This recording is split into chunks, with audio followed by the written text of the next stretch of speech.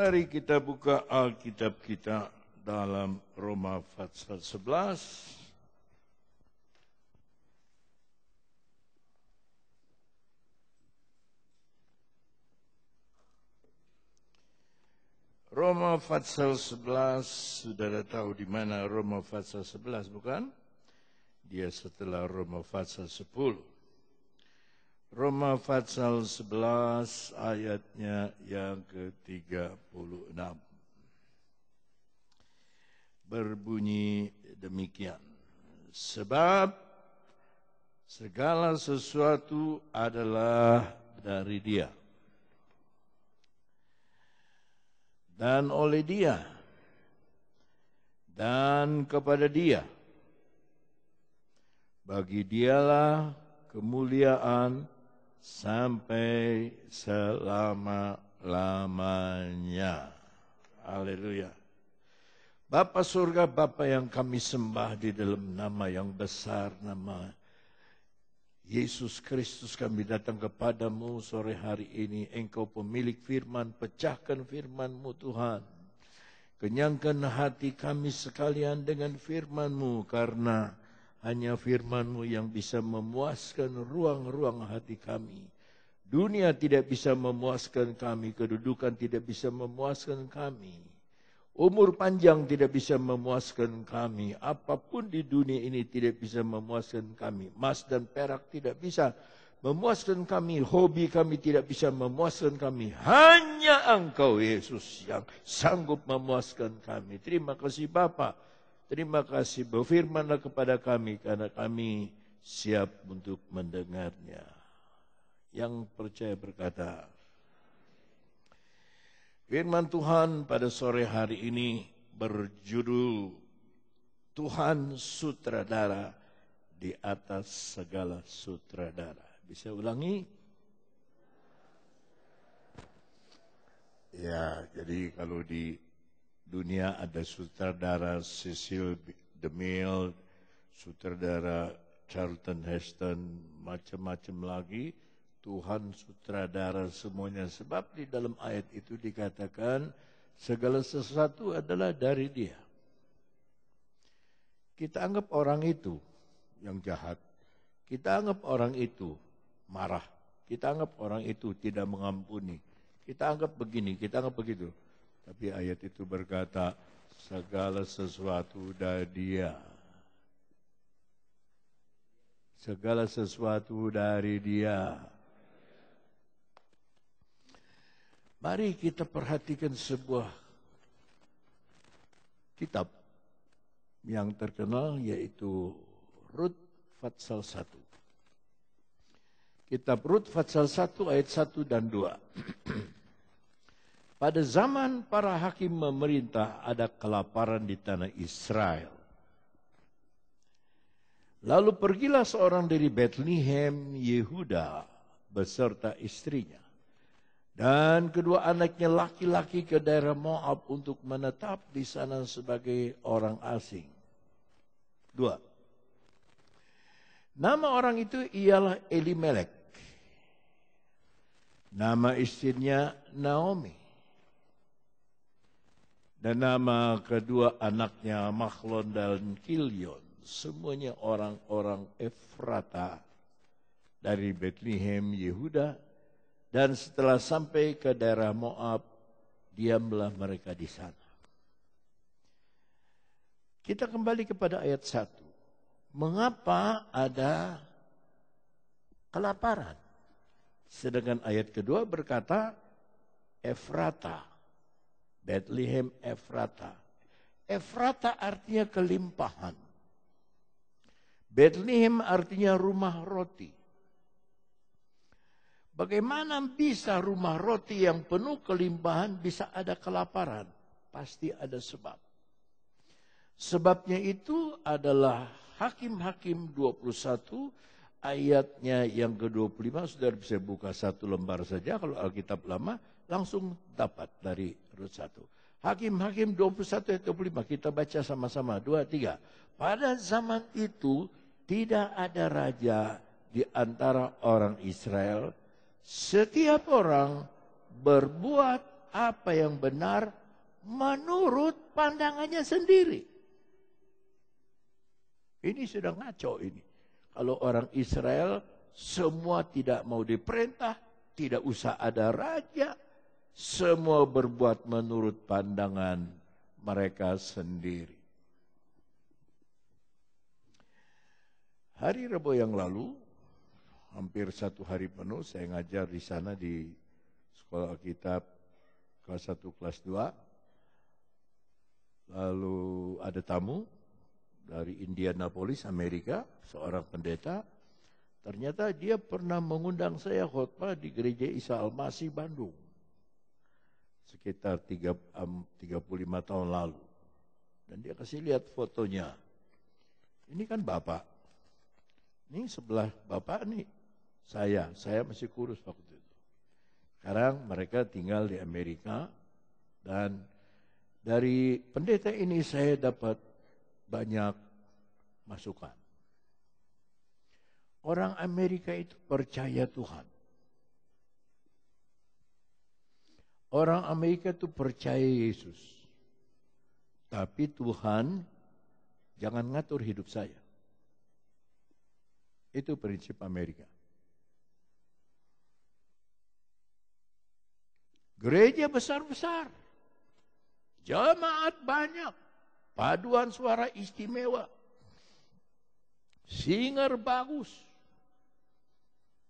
Ya, supaya saudara tahu saja, Elvis Presley itu gereja baptis. Ya. Semua yang meninggal karena narkoba itu dulu penyanyi gereja. Percaya Yesus, tapi hidup saya jangan ikut campur.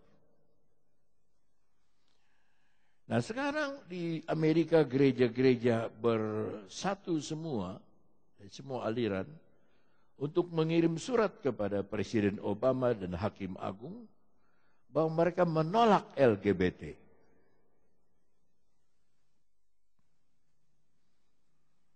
Karena Amerika seluruhnya sudah menerima LGBT.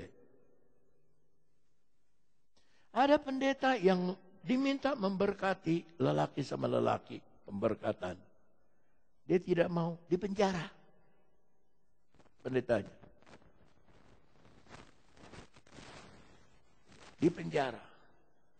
Itu sebabnya saudara, ayat ini mewakili setiap orang berbuat apa yang benar menurut pandangannya sendiri. Why bagi kita, jemaat di Cianjur, kalau kita ke gereja, tapi tidak suka baca Alkitab.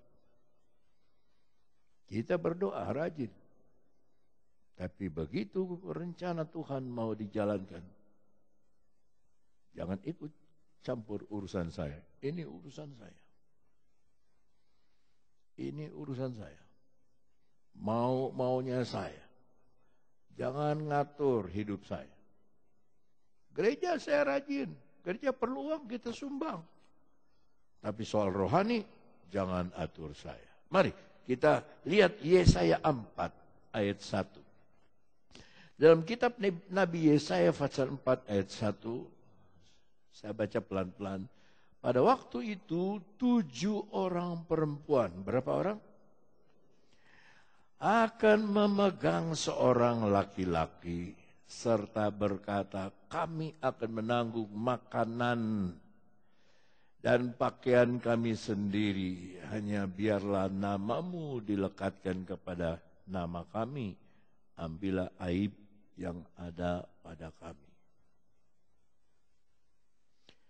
Menurut ilmu pengetahuan sekarang, setiap satu laki-laki di dunia, perbandingan dengan perempuan, ada 5,5 sampai 6 perempuan.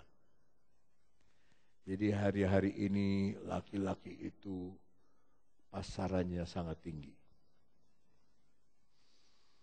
Ya, pasarannya sangat tinggi. Tapi ini nubuatan, bukan bicara tentang jumlah laki-laki dan wanita. 7 perempuan itu bicara 7 jemaat. Di dalam kitab Wahyu ada kitab 7 jemaat.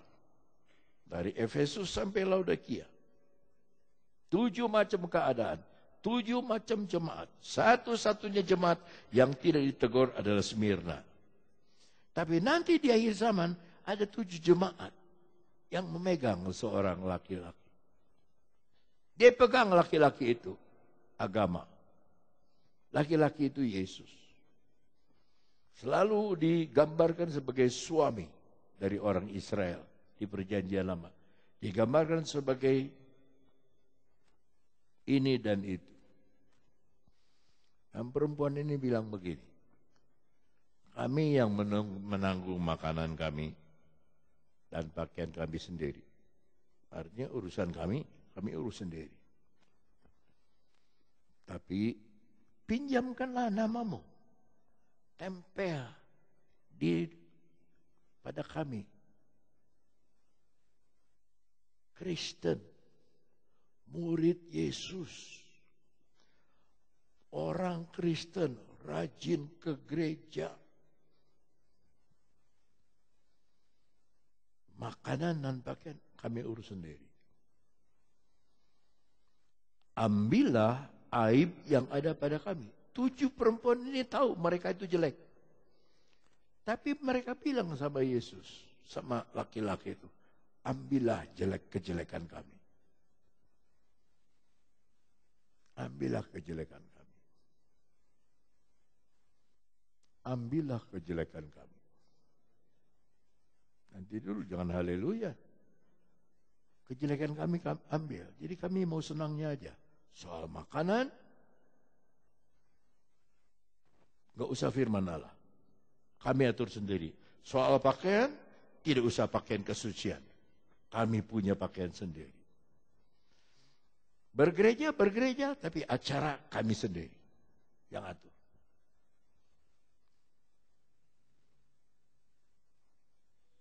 Kembali lagi kepada Hakim-Hakim 21 ayat 25. Pada zaman itu tidak ada raja.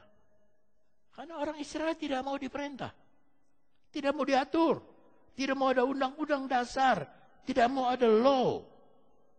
Tidak mau ada hakim. Padahal pada zaman hakim. Setiap orang. Saya bingung tuh. Setiap orang sama. Berbuat apa yang benar menurut pandangannya sendiri. Makanya datanglah Rut pasal 1. Ayat 1. Ayo dong. Pada zaman para hakim memerintah, tadi Hakim-Hakim 21. Ada apa? Orang Israel tidak pernah lapar. Kalau mereka berkenan kepada Tuhan, Tuhan jamin rotinya, Tuhan jamin airnya, segala sakit penyakit dilalukan. Tadi malam saya tidak bisa tidur. Saya baru tidur jam 4. Karena gigi saya berdarah, keluar darah terus, bekas dicabut. Padahal sudah tidak ada darah, malam tidak ada apa-apa. Tapi ketika jam 12 saya batuk ada darah. Batuk lagi ada darah lagi, ternyata dari gigi.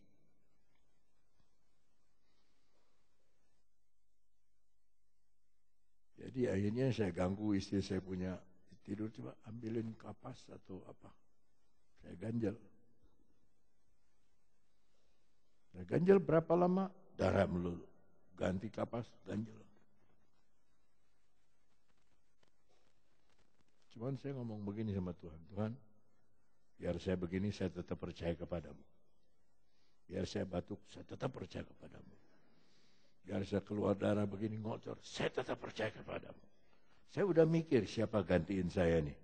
Sebab ngomongnya nggak enak kalau ada kapas di sini. Apa yang terjadi saudara-saudara? Jam 4 tidur saya. Jam 6 sudah dibangunkan, setengah 7 mandi. Jam 7 makan. Sudah mau dijemput. Jam 8 berangkat ke kebaktian. Telepon dokter giginya. Telepon dokter gigi. Dan Tuhan bicara lagi. Kalau sakit gigi, datangilah dokter gigi. Jangan datangi dokter jantung. Ahli jantung datang pasiennya. Ada apa Bapak? Saya sakit gigi. Salah alamat. Kalau mobil saudara Chevrolet, masukkan ke bengkel Chevrolet. Kalau Toyota, masukkan ke bengkel Toyota. Kalau Suzuki, masukkan ke bengkel karena mereka tahu. Ya. Saya pernah lihat satu orang perbaiki motor BMW. Saya kira bakal dibongkar ini, tidak. Di setel aja, pakai klop, tak, pijit pakai komputer. Oh ini Pak mati, ganti busi. Oh ini Pak ini, oh ini harus ini. Oh, ini. Nggak sampai 5 menit, hidup lagi.